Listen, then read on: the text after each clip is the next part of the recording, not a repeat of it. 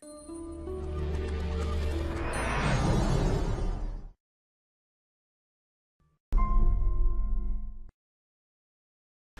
right, guys, so I'm here with Shawn Richardson.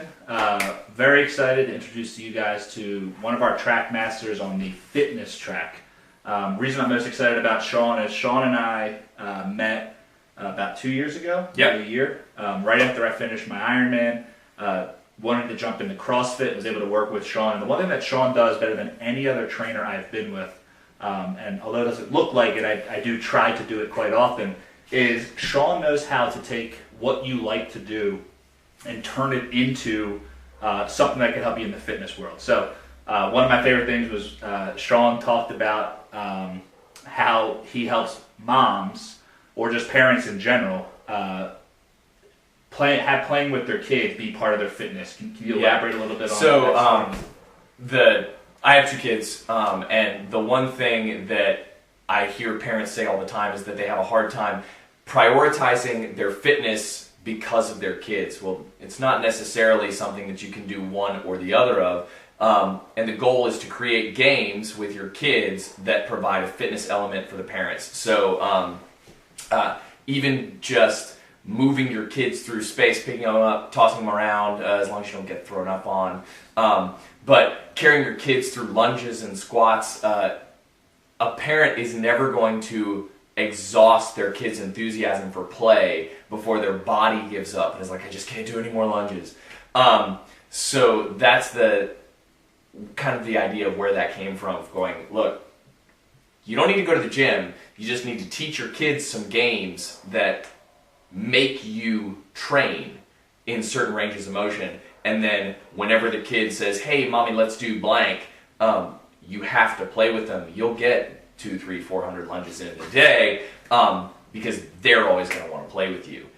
So it's that melding of worlds that was really that. And the one thing I loved most about Shawn when he was working with me was how much he took into consideration my whole life, not just the physical part of my life, but how every part of your life connects. And that's what we believe and that's what we believe here at Life Pulse Inc., that you can't just work on one part of your life. You have to make it a full lifestyle change. And I think you would agree is once you do that with the fitness world, it tends to become fairly easy to get the results that you want. Sure. And one of the things that I love about the Life Pulse is it's a very organized structure. So if you're organized in one realm of your life, and Life Pulse does a great job of that, presenting that organization for your business life, if you want to add something onto that, you've already got a template. So if you've got your fitness or you've got your business life really locked in with the organizational systems in the Life Pulse, it's easy to go, hey, this works for my business. I'm going to take my fitness life and I'm going to put it on the same template. And then from there, we already know it works, so we can transfer it over. One of the things I love most about the Life Pulse is the ease with which it lets you kind of move from one realm to the other. The system works, and if the system works, it doesn't really matter what the goal is. It'll work for that particular goal. Absolutely, absolutely. So obviously you see that Shawn knows what he's talking about and you know what you're doing from a fitness perspective, but this concept that we offer people, this track master that we're coining for you, that you are the fitness track master, explain to them kind of why, if they come on board, follow your exercises, follow the kind of the coaching that you're going to give to each individual, what they're going to get after 90 days of doing that. Sure. Well, first there's an important distinction to kind of get out of the way in the front. In the fitness world, you can kind of fall into one of two places. You can want to be in the passenger seat of your fitness, or you can want to be in the driver's seat. Right. The place where the Life Pulse organizational planner and the fitness track are really going to work well is for people who want to be in the driver's seat. Okay, after 90 days with the protocols that we're going to put in for goal setting and kind of reverse engineering where you want to be in your health and fitness journey versus where you are, is creating and acknowledging that there are certain steps that need to be taken and helping you be the active driving force in creating those steps. So the place where the fitness track with the Life Pulse is really going to grow and thrive is for the people who want to be active members of their own fitness. If you want the program that's just kind of like, I just want to set it and forget it and not do any work on the other side of the organizational side, probably not going to be for you. And there are things out there that are going to really like be great for helping you to get to your goals. But for those who really want to become a student of your own physiology, a student of your own fitness, the Life Pulse fitness track is going to be a great addition to your life, because a lot of the onus is going to be on you. We're going to help you kind of point out, hey, here's where you are, here's where you're trying to go. And let's kind of find out what's in between those two places.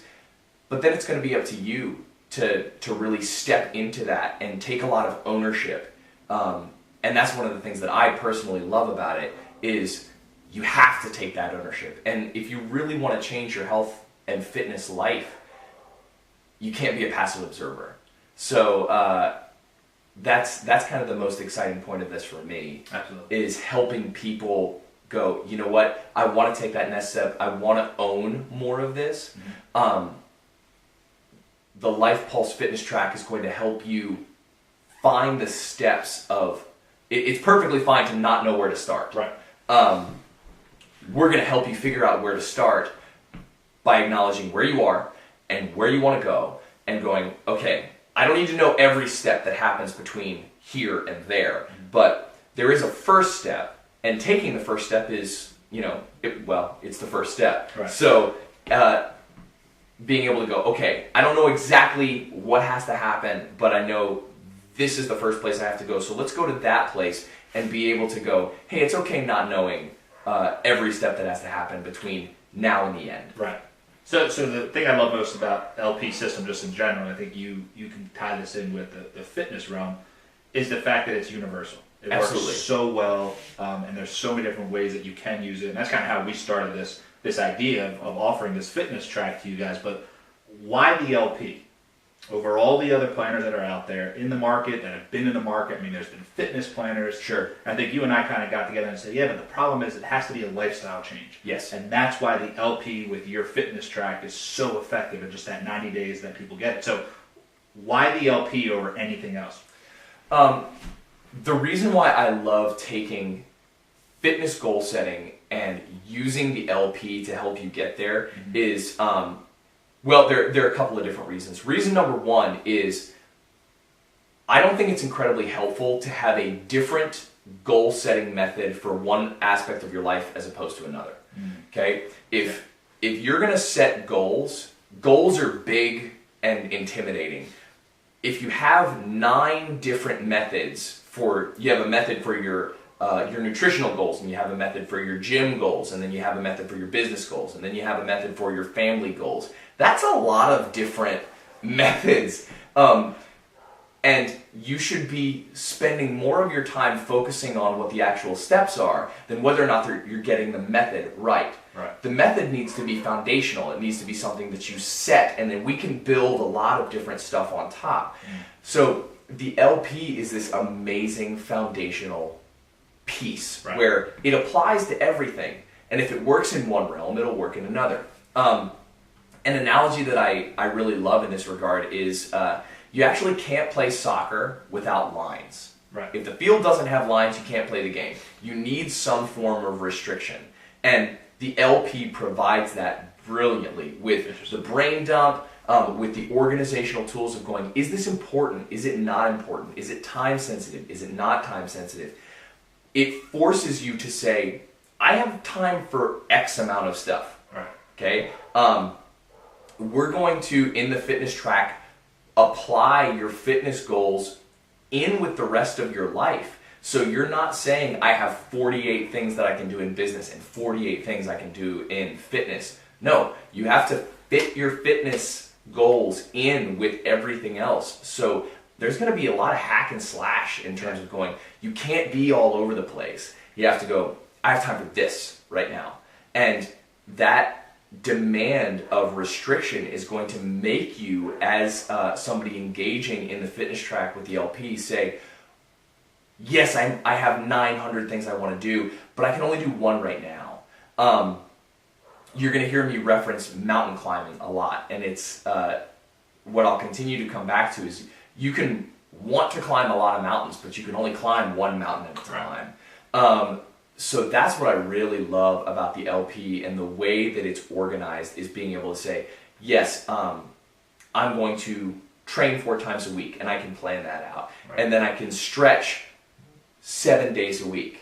You got me? You can stretch 7 days a week, and you're going to plan that out. But also meals and things like that, you put it all in one place, and you have the ability to look at it from a 50,000 foot view and go, okay, here's where I'm at. So yeah, you might be anxious to get to the next step, but it's easy to look through your LP and go, I'm going to do this step now 10 different times, and then I can take that next step forward. There's something very comforting in knowing that the next step is coming and you're one step closer. Absolutely. And again, it just comes down to the fact of having, what we say is the plan and the execution in the same page. Absolutely. You and I talked about one time the difference between having your diet in one book and then your fitness plan in the other book, and how the amount of results, the type of results that you actually get by doing that is astronomical when they're next to each other. Absolutely. So one thing we were talking about is there's a ton of planners out there, a ton of options that you have. Why the LP? Okay. This is a really great question, and it leads into something that I'm pretty passionate about, which is you have to know what you need. I tried a lot of, don't get mad, I tried a lot of non-LP tracks. I didn't know the LP existed. But I like paper. I like being able to hold a lot of information in my hands and be able to cross-reference it. For some reason, the electronic side of it doesn't work in my brain. It's like almost knowing that I have it, I don't use it. Interesting. So I need the paper. I like the paper. I had engaged with several systems that exist online that are all about, you can organize it however you want, but there's so much freedom in that. I got lost in ether. I never got past organizing the page to actually use the organizational page. So, and this is when I found I actually reached out to you with a question about, hey, I knew about the LP. I was thinking about like a fitness planner, and then saw the LP for the first time. I was like, oh, I don't need to reinvent the wheel here. Gotcha. The thing that the LP provides, which is so great, is constant reminders of what your big goals are. They're going to exist in front of your face with every week's page. So that as I'm brain dumping into that section of the book, or I am trying to figure out where the priorities need to lie, I constantly have that reminder, hey, here are your big goals. This is what you're trying to do this quarter. So that I can go, I really want to do this, but it actually doesn't get me one step closer to my goal. So what I can do in that case is I'll add to the brain dump, hey, I'm going to put this in my next LP. Gotcha. Which I love to do. Like, always have the next one. Like, you're building your next LP as you're executing the LP that's helping you right now. So I can go, yeah, I'm going to add this goal, this program, this whatever, to my next LP. Then it's safe, and I know it's coming, and I can go ahead and mark that off and continue to focus on what my goal is now, as opposed to having to have that internal struggle of, do I want to do this? Do I want to do this? Consistency is really important. It's impossible to know whether or not, especially in the realm of fitness, it's impossible to know whether or not a system actually works if you don't finish it. Right. So even sticking with a program, when at the halfway point you're like, I know this isn't really working for me, stick it out. Right. Okay, something useful is going to come of that, even if it's the knowledge that this doesn't work. But at the halfway point, you really don't know which way it's going to shake out. Sure, you might not enjoy the training, but you don't know how that's going to affect your physiology. So maybe it's going to get you your aesthetic goal, even though you hate it along the way. That's an important thing to know. That's something a student of their own body gets to know. And the LP really helps you do that by keeping those goals in focus. I also really love the chance to plan my week and plan my month and then plan my quarter. This is something that exists in fitness, okay? Macrocycling, mesocycling, and microcycling is something that like a personal trainer or a coach is going to do for you, something that you would be paying for. The LP is designed in a way that this is going to happen no matter what. Like, you don't have to think about it. You've got your week, and then you've got your month, and then the LP, the book itself, is a larger cycle. So you're going to exist in this world. That's really useful, and you don't have to like do all the studying to figure out how to get it done. But just by, as a function of working within that system, you go, okay, well, here's my quarterly goal. I've got goals for the month and then goals for the week. So I can say, hey, if I do, let's take a lift as a really simple example. If you want to add 1 pound a week to your squat, every quarter you're going to add between 12 and 15 pounds depending on how the month shakes out. But if you keep that system going, all I have to do is add 1 pound to my squat this week. All I have to do is add 4 pounds to my squat this month. All I have to do is add 12 pounds to my squat. That starts to compile, and you start to see how little incremental changes make big results over time. Gotcha. All right, so we talked about kind of what people will get with coming through the track, but do me a favor and explain a little bit more what you feel the biggest benefit in 90 days that people will get from it. And then I'd like to hear kind of your stories as an LP user, because guys, we make all of the track masters use it before they start teaching about it. One thing I can't stand is when people teach on something they don't actually implement in their life, and I know Shawn does on a regular basis. So yeah. First thing, again, what are the benefits of anyone who's about to come through your track, the fitness track, using the LP? Sure. And then second is, what's your life like with it, before it, without it, after it? Yeah. Kind of give the whole gamut in a quick summary. Okay. There are a lot of benefits to what's going to happen in 90 days doing the fitness track using the LP. Gotcha. I would say the most important, the biggest, the thing that most people are going to fall into is you're going to become a better student of your own physiology. Okay? What that means is, for those who really want to take ownership of their health and fitness life and use the LP in conjunction with that, you're going to know a lot more about what your body needs, what you like, what you don't like, and that ownership is really invaluable. I think it's something that's really lacking now. The inclination now is to be very passive. Right. So find the program, find the person to take you there. You take you there. Okay? We used to say this at the gym all the time. You're gonna kick your own butt. Like, it's your workout, I just run it. Okay? And that's where the LP really comes in, is presenting you with that ownership. If you want to own it, the LP is going to be, and the fitness track for the LP is going to be perfect. If you want to be passive, it might not be for you. Right. And that's fine too. Okay? It's worth noting, that's fine too. There's no judgment there. In terms of my own life with the LP versus not with the LP, when I wander alone, this week is actually a pretty good example because it's been an off week. I'm recovering from being sick, but I know I am much less effective as a coach. I am much less intentional as a husband. I'm much less intentional as a father, and I'm much less useful as an employee when it starts the week before, when I miss my planning session, when I miss metabolizing my brain dump into organizing my next week.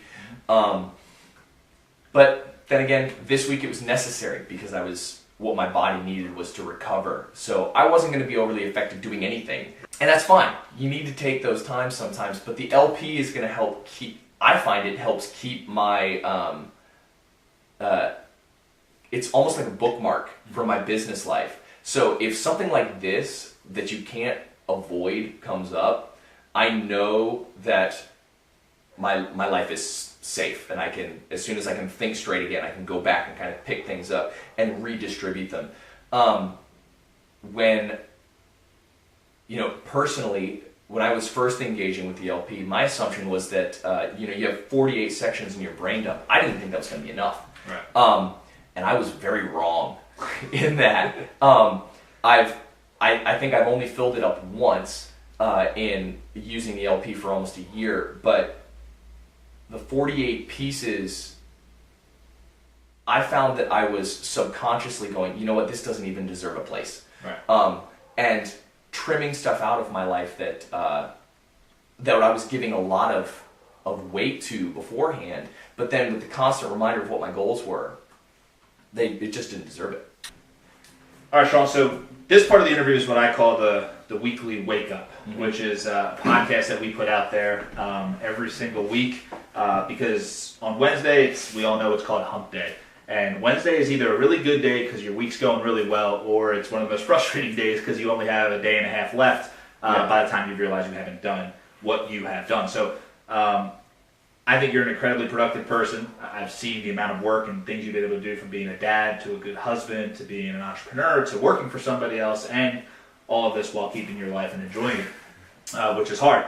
But the question that I have for you is, tell me about a time where you were kind of thrown off your course, right? We all life pulls us. So a time where you were pulled in a way that you weren't ready for it, and then we're going to go into kind of some of the ways that you overcame that and got back on the horse. Sure. Well, I love the fact that you're doing acknowledging the fact that Wednesday can be rough. Before this interview, looking at this stuff, I realized I actually Wednesday's kind of an outlier day, and that's what leads into the getting thrown off course piece. You can get thrown off course in two ways. You can get thrown off course in a big way, or you can get thrown off course in a little way. And these are pretty easy to deal with. What I noticed is I actually schedule these. Right. Wednesday is a day I've decided to call them, that's a scratch your itch day. So you've got your fitness plan, you know what you're going to do, but Wednesday, that's the day where I'm going to let myself drift off and I'm going to come back. So if this is nutritional, this is the day that you get your cupcake. Gotcha. Okay, you're going to scratch your itch so that you stay on track. These are easy to deal with. The big ones are the ones where it's almost as if you're climbing a mountain, that gust of wind comes up and it knocks you off. Right. Almost out of your control. Yeah, it's completely out of your control, but it is not something you can ignore. Right.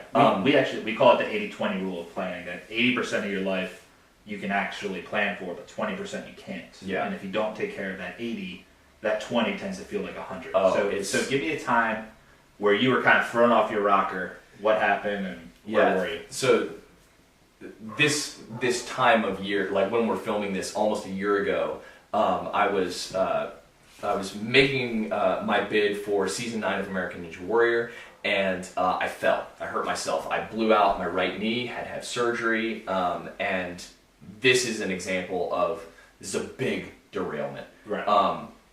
I was not just of your goals, but also of your physical. Oh yeah. I mean, the whole life. Like the whole life gets thrown into upheaval because I'm effectively useless. At least for about a week and a half, and my wife will attest, I was useless. But I wasn't without hope in that, although there were times where it definitely seemed that way. The thing is, when these giant changes come up, the reason why it can feel so earth-shattering is because this wasn't your choice, it wasn't part of your plan, but you have to deal with this, and it feels unfair. Like, this is not it. So one of the big things there is, more in your old plan.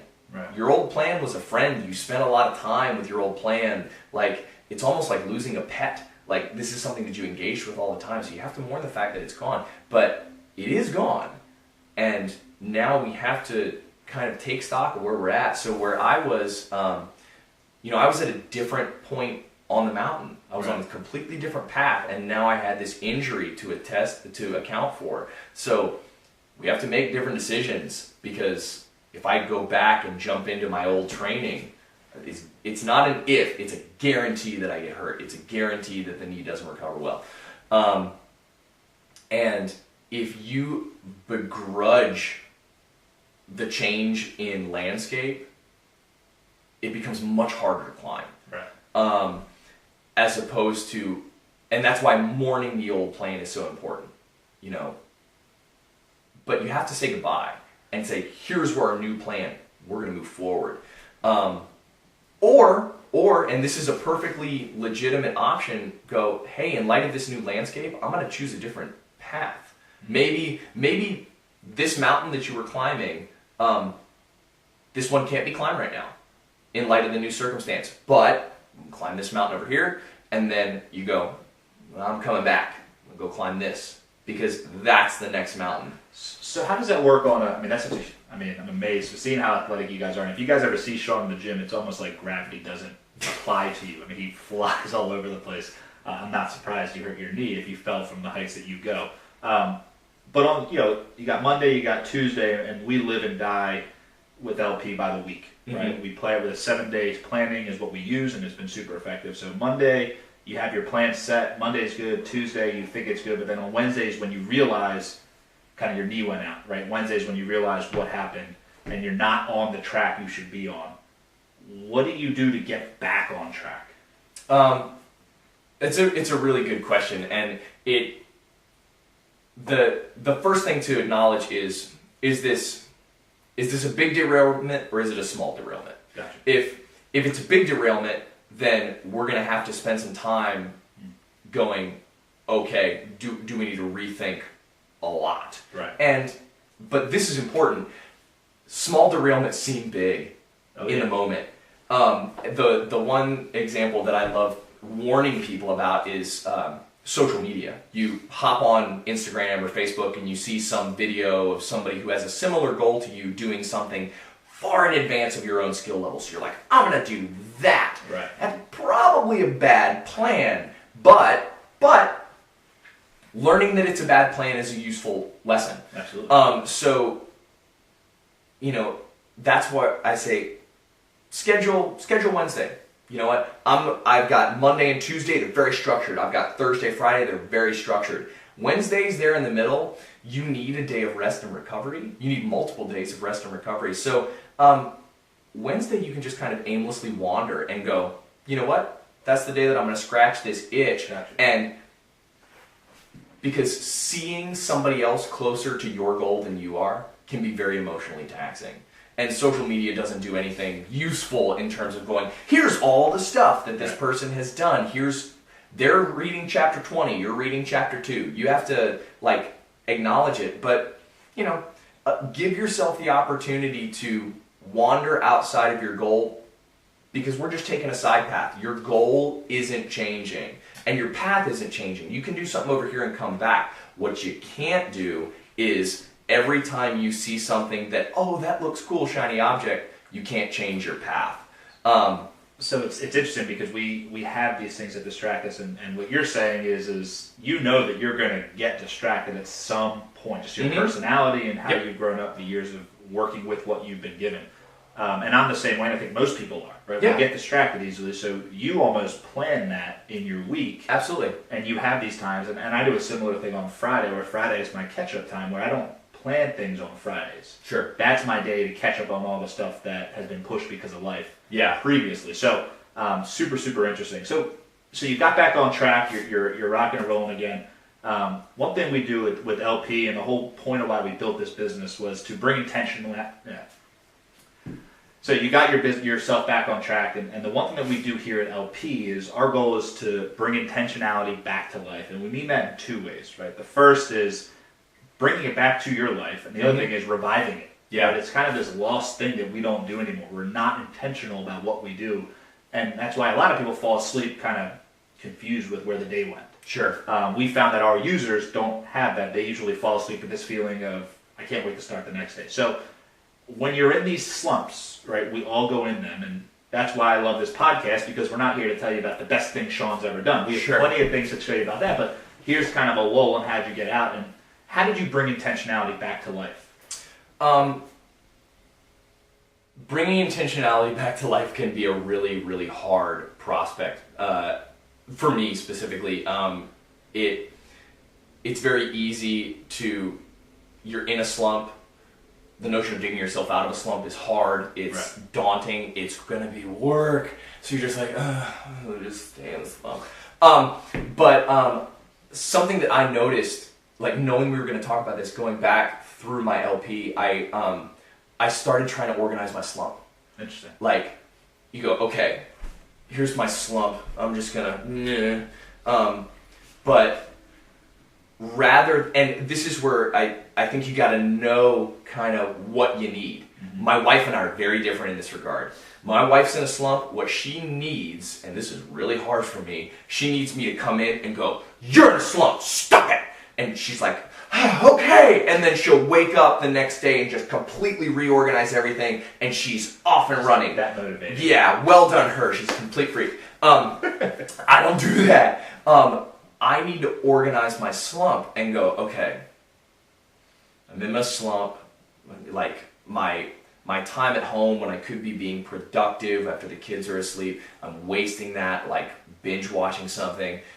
What I do is I go, okay, I'm in a slump, I can't pull myself out, I don't do well pulling myself out all at one time, so I'm going to say, you get one show, or whatever, and then turn the TV off, like, and I'm actually putting it in my LP, organizing my slump, and that's the thing where if I give myself that little bit, and then go, okay, now you're going to work on X for X amount of time, I will inevitably, in that organized, like, yes, you're back on track for the next hour, Gotcha. I'll always spend 90 minutes.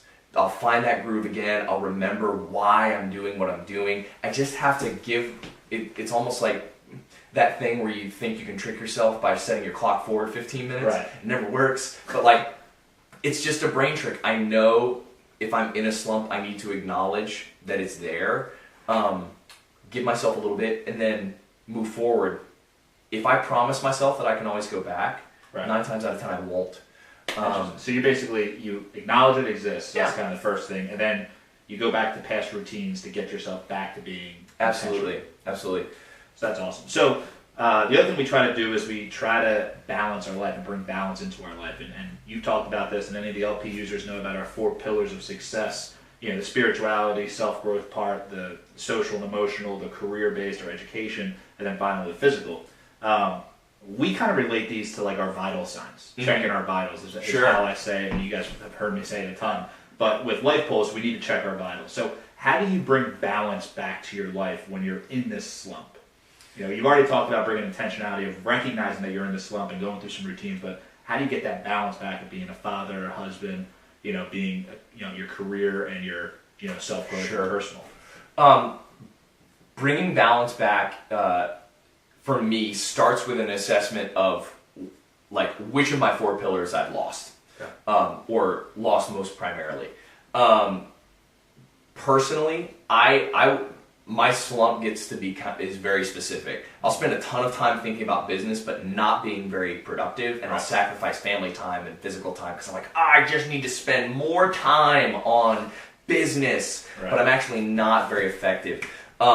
So for me, bringing balance back looks a lot like going to the areas that I don't think are useful and prioritizing them, because my priorities are the thing that are off. Gotcha. So you're saying when you're off balance, it's because you prioritize one thing to have greater value versus consciously taking yourself out of it.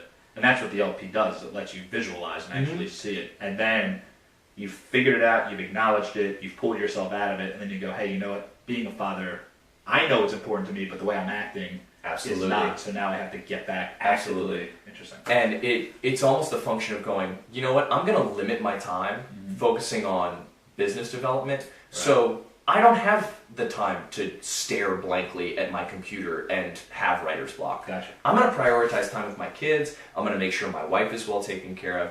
I'm going to make sure my body is well taken care of. I'm not going to skip my workout. Now I know, the fitness guru guy, that's easy for me to say, like, shut up. But no, like, working in a gym all day, it's very easy not to work out yourself because you're like, surely I worked out and hanging out with those equipment. But I feel you. We're going to talk about it. But prioritizing those things and going, you know what, I can't pour out unless I'm full. Right. But when it comes to the business development, I'm like pour out, not realizing that I'm empty. Yes. And so that's where bringing balance back comes in. I really have to focus on prioritizing those things that fill me up. Gotcha. So that I have something to give. And then the last one is just productivity. Another term that people always love to act like they're productive. How do you become productive again, right? You found your intentionality, you brought that back to life. You now have balance because you figure out what you need to do. Where does the productive part come in, or is it somewhat natural after that? It is not natural.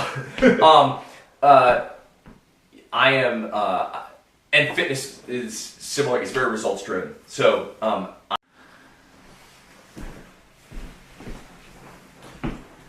so there's still, yeah, it's true. There's still a million things that need to be done. There are always going to be a million things that need to be done. And if you only think about the million things, that's a recipe for anxiety and worry and stress. But if you can go, I got this done. This is done. This is now out of the ether. It's no longer in the list of millions. It's finished. You put it aside. And allowing yourself to be satisfied with that, something else. But allowing yourself to be satisfied with that is, for me, that's necessary. Okay, so Wednesday comes, people who are listening or are watching, they're in this funk. They need this Wednesday wake up, they're listening to it. What's the one piece of advice you would give to them, or action step that they could take right now, to get out of it before we let you get going and get back to work? Sure. One action step. Now this is going to be dependent on you knowing what you need, but being able to focus outside of everything else and look at today. Don't look at your week. Just today, Wednesday. You're in your funk. What thing can you do right now to be able to say, you know what? If nothing else gets accomplished, today's a win. Like maybe it's not a huge win. Maybe it's a little W win. But of all the things you need to get done, what's your, I'm going to do that. And if I get that done, I'll be satisfied. Because I can almost guarantee the snowball starts with that one thing. And sure, it might not be the most productive day, but that's okay. You don't, Wednesdays don't have to rock. Wednesday, maybe you just survive Wednesday. But if you've never survived a Wednesday before, that's big news. Absolutely. Awesome. Cool. Let me swap this. Then we're going to go into the crash course. Okay.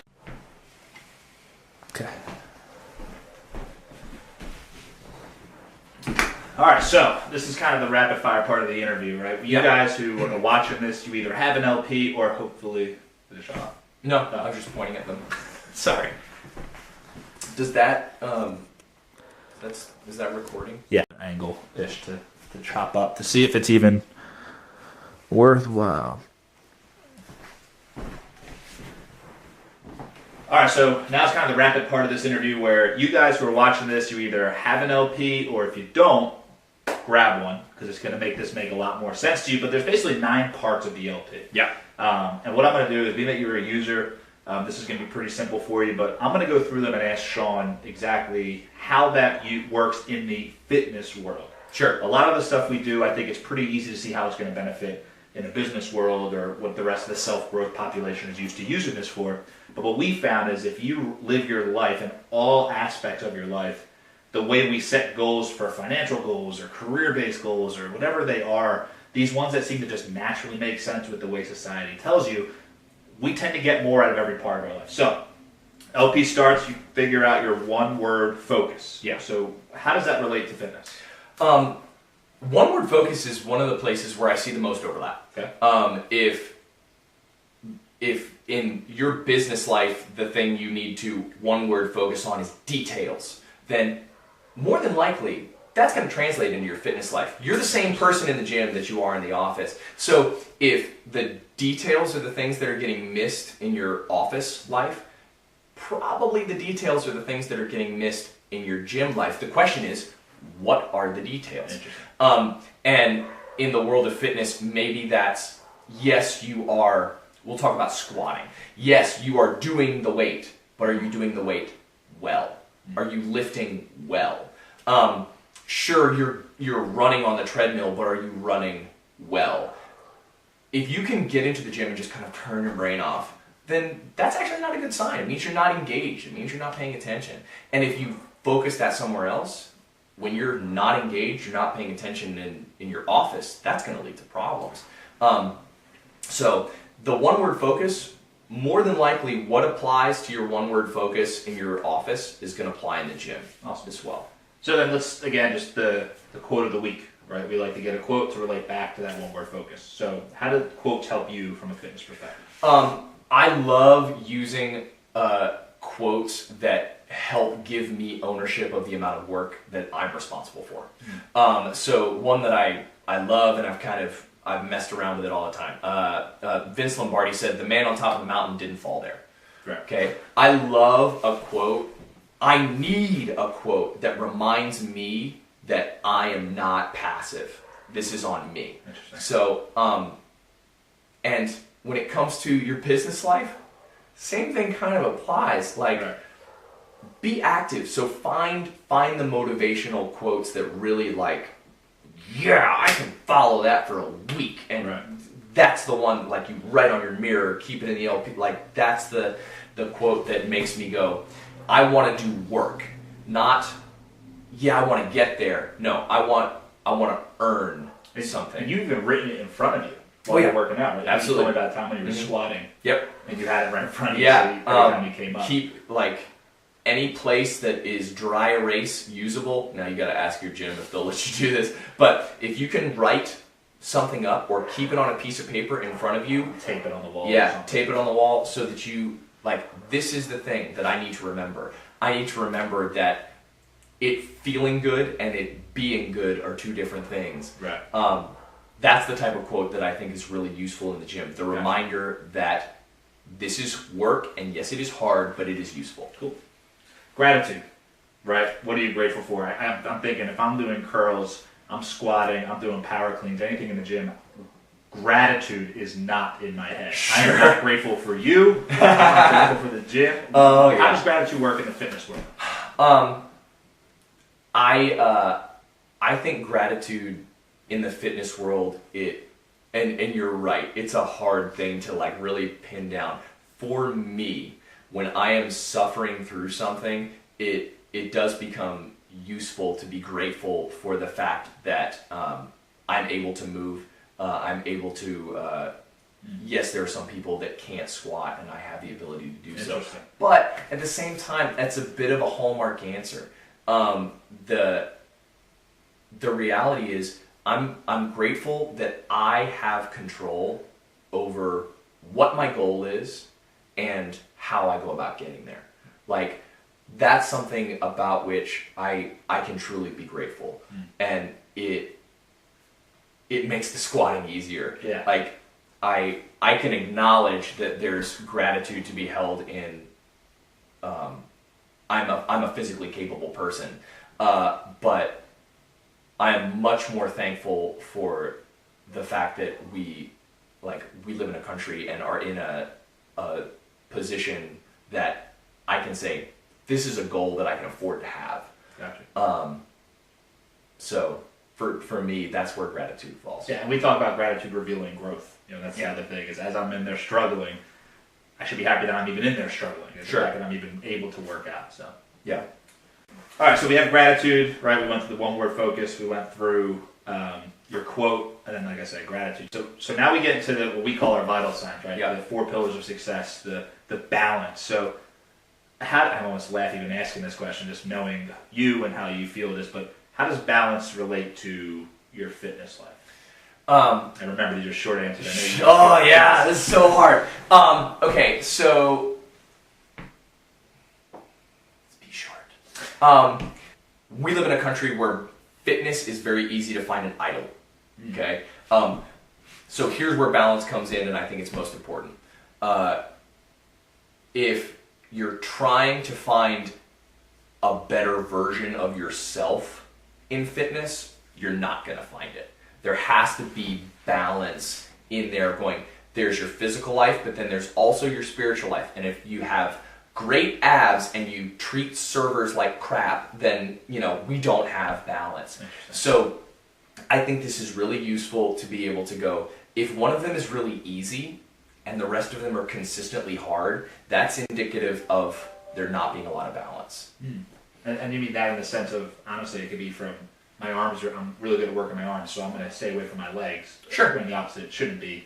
Or I'm really good physically, and I know you probably do a lot of people who the fitness part of their life, the physical part of their life is a 10 on a 10 scale. Mm-hmm. But their personal life and married life is a disaster, or their business life is a disaster. Absolutely. It comes in that concept of we go to the gym to relieve stress, but if we actually focused on what is causing the stress, we wouldn't have to use the gym as an escape. Sure. Weekly wisdoms, right? You've offered weekly wisdoms to everybody watching this and everyone who's part of your track. Guys, they're so good, and they get unlocked every single week for them to actually get a sight into. Fortunately, since I've worked with you on them, I know what they already are. But why is that concept of wisdom from others, right? Why is that so important when it comes to the fitness world? You'll probably hear me mention this a lot, but like, there's the attitude of being passive in your fitness and the attitude of being active in your fitness. Mm-hmm. The thing I love about the weekly wisdoms is that a problem? Well, let's check it. To start with the things I love. Nope. Yeah. All right. The things We'll start again. Yeah. The things I love about the weekly wisdoms are I think it sets a bar and says, if we're going to expect you to rise to this level of intentionality and asking some introspection, asking some intentionality and going, are you willing to spend a little bit of time, reflecting not just on what your goals are and how you're going about getting your goals, but why that goal's there. Right. Is that goal arbitrary? Did you make that goal, or did somebody else's social media account make that goal for you? Did your friend who likes Ironmans make that goal for you? But because it's fine to say, awesome, I love that you love triathlons. I would rather do anything else on the planet than run one. Right. But I'm proud of you for going and being able to go to sleep at night knowing, that's their goal. This is mine. Right. What we're trying to do with these weekly wisdoms in terms of the fitness realm is get you comfortable with uncomfortable introspection. Gotcha. Because it's your life. It's your body. You should be able to pick what you want to do and what your goals are, and not be beholden to somebody else who's like, you should do this with yourself. You don't need to do that.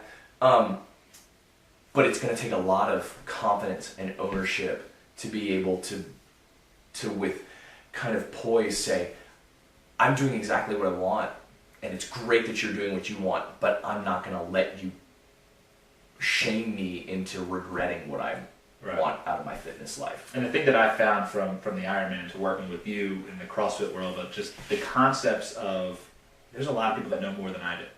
And not only that, but the most interesting thing about the Ironman is everyone's training for the same exact thing. Mm-hmm. But everybody trains differently. Yeah. And to be able to humble myself enough to sit back, and the coach that I was working with, has run Kona, the world champions, multiple times. I mean, so I had a good coach to listen to, and the ability to take wisdom from others mm-hmm. is something that saves up me a lot of time, a lot of sorrow and anger, and it helps me avoid failure. Sure. Especially in the fitness world, the amount of times that you used to come to me and say, lower your weight, you idiot, right? Because what you knew was, I could probably do the weight, but I'm probably going to hurt myself, which, like you said in the previous talks, that's going to slow me down from moving forward. And one thing I remember in the Ironman, my coach always said, your goal during training is to not get hurt. Yeah. Because if you get hurt, it stops the progress. And I think a lot of people, and I'm included, is we try to go big because we want more weights on the side of the barbell, or we just want to be able to beat ourselves, and that actually defeats ourselves versus beating ourselves. So yeah, if you're going to fail 10,000 times before you succeed, you have to get really, really comfortable failing. Yeah. Because it's the path through which we get there. So failure's not bad. You're going to spend more time failing than you're going to spend succeeding. And I think that the reason why failure is easy to overcome for someone who's able to listen to a coach or someone who's actually training them is because wisdom overcomes failure. Wisdom lets me see that failure is not what I think of as a failure. It's just an interesting result. Yeah. And how do I get the next result? So, Absolutely. cool. That was good. All right, so we're jumping into the brain dump. The concept of the brain dump is it relieves the stress of you and all the stuff. You have to clear your mind in order to use your brain. So talking about why it's so beneficial to have a clear mind when you get to the gym or you are working whatever fitness level you're working on. Distractions are everywhere. So in terms of if you have a goal that's set and you've reverse engineered your goal steps properly, you need to know going into the gym, today I have to accomplish X. Personally, it's very easy to get distracted and go, oh, but this looks really cool, or I want to try this, but that's not what's going to get me my goal. So I use the brain dump to make sure I do the things that I don't want to do. So I stretch and I mobilize. Nutritionally, I'm using my brain dump to make sure I'm getting in the calories that I need to get in. Knowing that that's there means I don't go into my workout going, I wonder what I'm doing. I know what I have to do. And I use that in conjunction with the notes section of last week, the week before, to kind of go, okay, last week I did this week I'm going to do this. We actually plan next week's workout now. When you're still thinking about how it feels. It gives confidence and assurity. So if I'm going to spend an hour in the gym and my first 30 minutes are very intentional and I know exactly what I'm going to do, sure, I've got 20 minutes to goof around in there. Right. Gotcha. So brain dump goes right to the event manager, which is priorities. Yes. Knowing what you should work on when and how. How does that come into the fitness world of knowing your priorities when it comes to your fitness life? Prioritizing your fitness life is kind of a consistent reminder of what we're trying to do.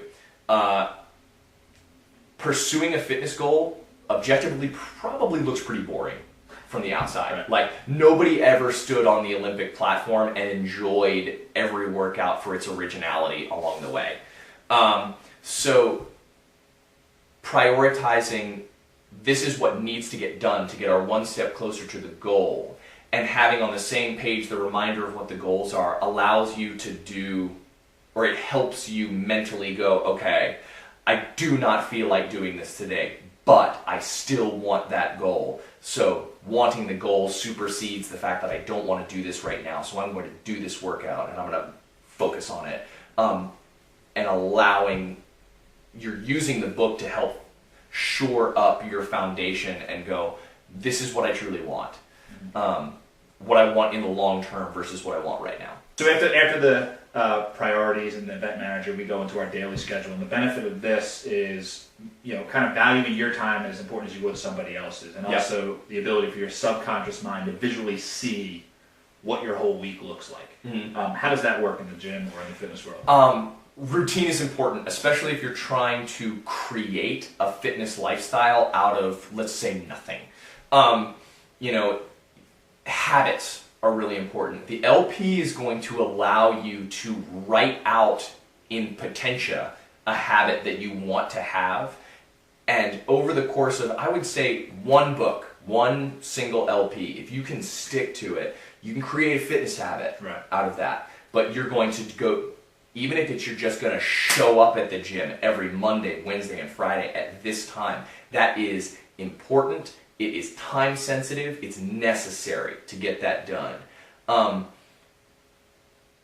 Getting a goal is much easier when the habit is there. Right. So being able to write that stuff out and say, I will do this. This stuff is locked in stone is really important. Gotcha. I would almost say creating the fitness habit is more important than having a great goal to get started, because we can pursue different goals from a foundational fitness habit, but if you don't have a fitness habit, that's the first thing we're going to have to do once you have a good goal. Right. So even just getting there and spending time, making it so that your body expects that amount of exertion is necessary. So you're saying just having those times chunked out of your schedule that you You wouldn't cancel on your boss, so don't cancel on yourself. Don't cancel on yourself. Awesome. And then after the end of the week, we do our weekly review.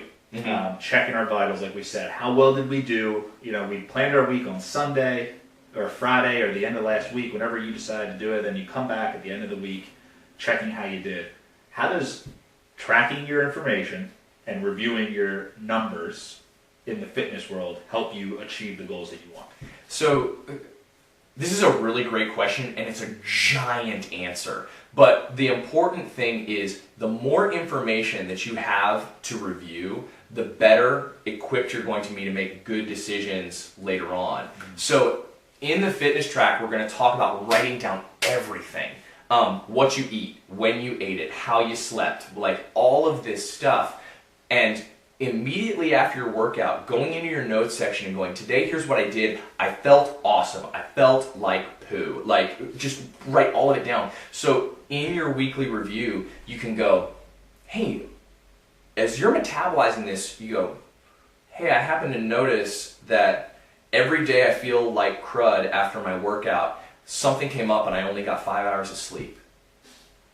It's a necessary piece of information to move forward. So if you know you're going to get to the gym Monday, Wednesday, and Friday, then what that means is Sunday night and Tuesday night and Thursday night, you have to protect your sleep to be more efficient in the gym, if that's really the goal. And it also lets you know if you're not willing to protect your sleep on those days, then your fitness goal isn't getting the priority it needs. Again, not a good thing, not a bad thing. It's just a piece of information that you're going to have to sit with. Things like that. That's one example in a whole lot of them. Right. So, guys, you now know Shawn. Shawn, I appreciate you spending the time and getting to meet these guys and girls who are out there taking this fitness track on. What we're going to do now, guys, just so you know, is the next video will be unlocked on your member site. And that video is going to be specifically you and Shawn getting down on the nitty-gritty. He's going to tell you exactly how you should use your LP to get the most out of your fitness life. There's going to be exercises involved that you already know about. We told you about them. But what you don't know about is this little surprise here is Shawn's going to walk you through exactly how to use the LP. If you have an LP, the original LP or an LP 2.0, either way, it's fine. The LP 2.0 has what we call Trackmaster sheets, which are specific sheets that Shawn is going to walk you through. But if you have an original LP, don't worry about it. It's going to work out fine. You can use the notes section to do what Shawn's about to teach you. Yep. So from here on out, guys, I'm going to let Shawn be your teacher. I just wanted to introduce you to someone who's positively influenced my life and who have absolutely helped my fitness goals become in track with the rest of my life. So, Shawn, appreciate the time. Love it. Appreciate your guys' time, and we're excited to see you on the next video. Thanks.